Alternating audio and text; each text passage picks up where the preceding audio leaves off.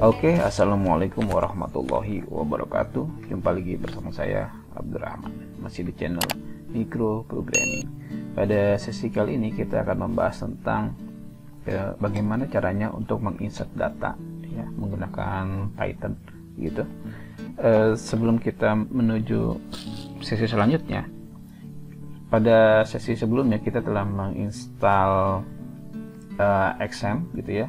Jadi sebelum kita mulai, XAMPP-nya di on kan dulu ya, di start ya. Di start ya duanya. Apache dan MySQL-nya ya, jangan lupa di start. Kemudian nah ini database yang telah kita buat kemarin. Ini adalah salah satu data yang telah berhasil kita inputkan melalui ini tambahkan ya. Jadi sekarang kita akan memasukkan database-nya itu menggunakan Python ini gitu ya, paham ya. Dan interpreternya kita menggunakan ENP yang telah kita buat. Kita lihat di sini. Nah seperti ini ya. Untuk bagaimana membuat ENP-nya, kemudian masuk ENP-nya, silakan saja lihat di tutorial sebelumnya. Oke, langsung kita masuk ke tutorial. Ketika kita buat file dulu ya di sini. 3 insert aja. Insert.py. Oke. Sip. Nah, untuk pertama yang kita lakukan adalah satu di sini sama ya. Import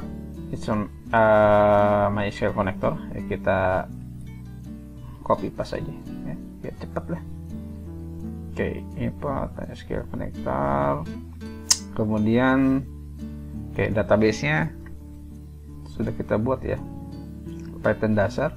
Kemudian passwordnya kosong karena kita menggunakan XAMPP. Jadi kalau teman-teman yang menggunakan data DBMS lain atau misalnya passwordnya telah dirubah, silahkan sesuaikan. Oke, yang pertama ini kita coba koneksikan ya. Ini sudah terkoneksi atau belum, kita lihat. Oke, di sini sudah terkoneksi. Oke, selanjutnya adalah satu icon.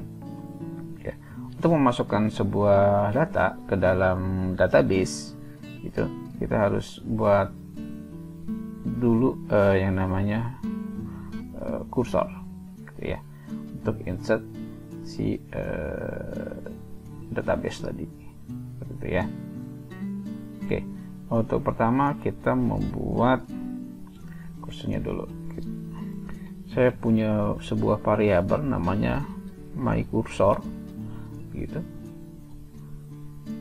Kursor, kemudian di dalamnya ada cursor. Oke, seperti itu. Nah,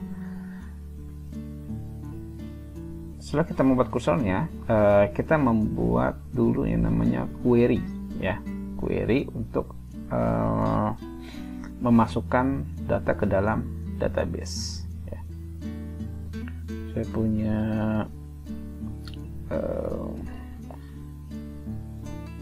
variabel, terserah nih variabelnya apa aja ya teman-teman ya, bisa query, bisa SQL dan lain sebagainya. Saya gunakan query saja. Insert ya, into ya, ini MySQL nya ya. Insert into, masukkan data ke dalam mana, database ya kan. Database nya apa? Di sini sesuaikan. Sesuaikan di sini kan mahasiswa. Oke, kita kan di sini mahasiswa. Ya. Nah, value yang ada di mahasiswa apa saja? Ya, kita lihat di sini ada ID, nama, NIM dan jurusan. Nah, karena ID ini otomatis, kita tidak usah untuk memasukkan nomor ID. Ya, masukkan saja nama, NIM dan jurusan. Oke. Berarti di sini adalah apa tadi? Nama, NIM, jurusan ya. Nama, NIM, jurusan. Oke. Kemudian nilainya apa? Ya, kita akan memasukkan nilainya, values. Ya, itu ya. Karena banyak di sini nilainya. Nah, di sini kita akan memasukkan berbagai data yang datanya depannya itu apa saja, begitu ya. Formatnya S, jadi kiri kanannya apa aja. S itu sebenarnya string ya. Kemudian nama itu kan string ya. Sebenarnya NIM ini adalah jurusan D. Nah, tapi tetap kita menggunakan S ya. Sekarang saya jelaskan. Oke, karena ini tidak muat, kita ke bawah dulu nih, PT, biar dia ke bawah ya. Oke, di sini sudah dia telah membuat value, kemudian nilainya apa ya. Nilainya misalnya value. Oke, value.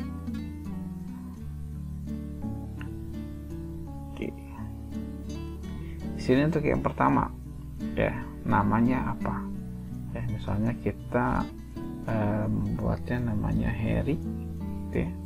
Kemudian NIM-nya berapa ya. Misalnya 2014 0304 ya. Kemudian jurusannya apa, misalnya teknik elektro. Oke, sip. Seperti ini. Untuk mengeksekusinya kita perlu yang namanya execute. Perlu yang namanya execute. Jadi execute ini berada di dalam si my cursor ini ya. Jadi my cursor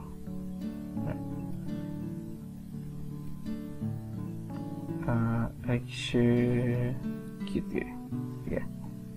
Nah, kita memasukkan, kita panggil si query-nya, query, kemudian kita masukkan nilainya, value-nya ya. Jadi bacanya gini. Masukkan data ke dalam tabel mahasiswa dengan fieldnya nama, NIM, jurusan, dengan nilainya apa saja yang dimasukkan sini, dan value-nya ini adalah Harry, NIM-nya ini, jurusannya ini ya. Jadi value ini dimasukkan ke dalam si query gitu ya. Commit ya, commit untuk mengeksekusinya. Sip.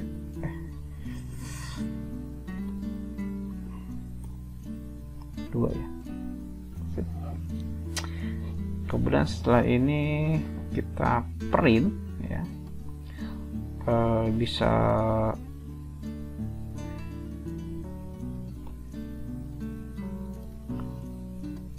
print gitu.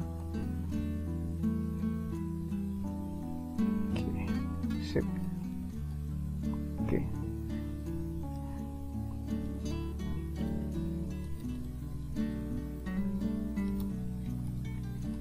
Data berhasil dimasukkan.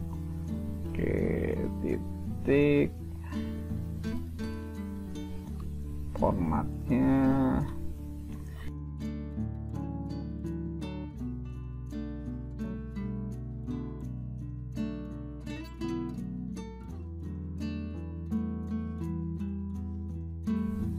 seperti ini ya. Oke, ini error tidak nih ya. Coba kita coba terlebih dahulu.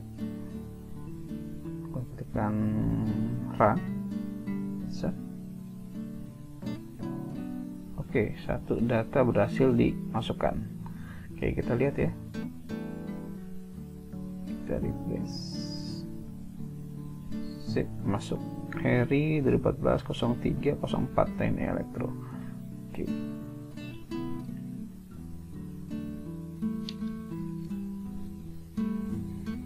Nah, ini kan satu ya, kita masukkannya satu file. Nah, bagaimana apabila yang kita masukkan itu banyak ya? Gampang saja ya,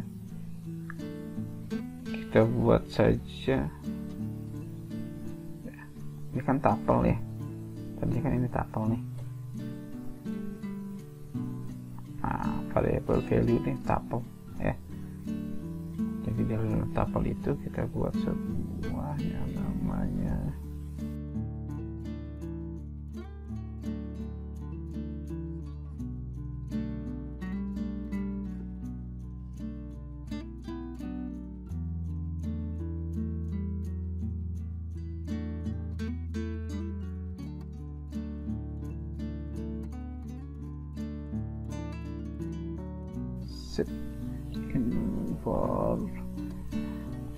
info. Oke. Bentar ya. Kemudian di sini execute-nya kita kasih main ya, banyak. Ini dasar aja. Oke, kita lihat itu atau tidak, kemudian start debugger. Oke. Di sini dua data berhasil dimasukkan. Kita lihat di sini. Sip. Masuk ya. Nah, kemudian seperti ini. Ini kan tadi kita masukkan satu atau dua data. Nah, bagaimana caranya ya apabila ada error ya, misalnya saya kasih D gitu ya, dia kan akan error seperti ini. Nah, seperti ini ya. Jadi seharusnya ini kan ini desimal nih, angka gitu ya. Dia tidak bisa memasukkan ya. Mungkin teman-teman ada yang pernah itu ini error ya. Jadi ketika error ini, bagaimana caranya agar si program itu tidak berhenti gitu ya. Nah, ini harus kita tangani seperti apa. Nah, di sini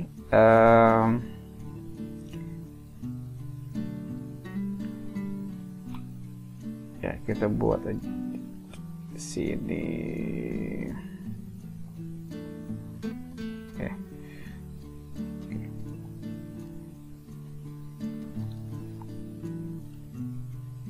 Try, kemudian di sini exit,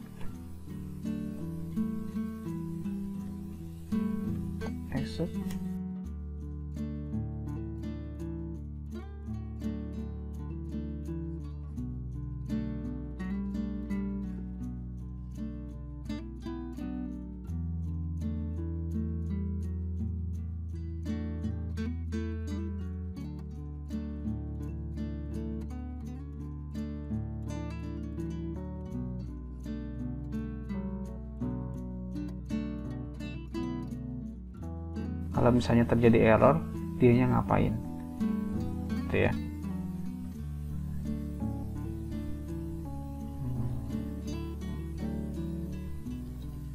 Print misalnya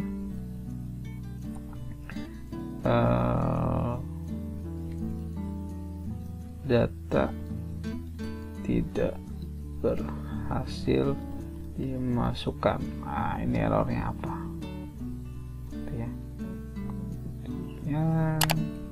Sini titik sama format my cursor my cursor errornya aja ya. Coba kita coba dulu ya. Sip. Errors. Oke ya, kita stop dulu. Betul atau tidak ini? Except my SQL connector error as error. Print data tidak berhasil masukkan format error. Oke. Contohnya ini kita sengajakan dulu ya. Ini ada error. Kemudian kita run.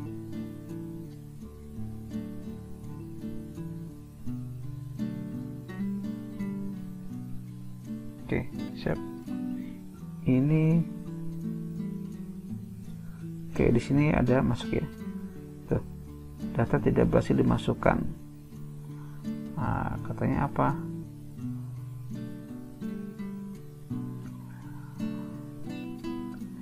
Ya,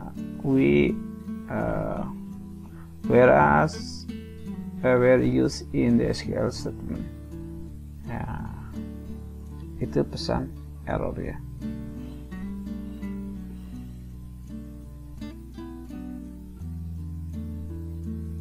Kalau coba pesan errornya, oh dia otomatis ya dari di sini, belum bisa error. Bisa memasukkan ini, sudah lihat ini ya. Oke teman-teman, sesuaikan aja ya, ada idenya nih ya, from this. Tapi kalau udah pakai ini, coba ya, kita coba automation nih.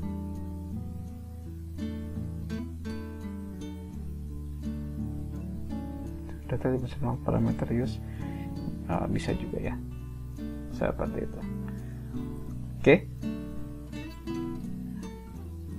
Oke, sekian dulu tutorial dari saya. Nanti kita lanjutkan di tutorial berikutnya.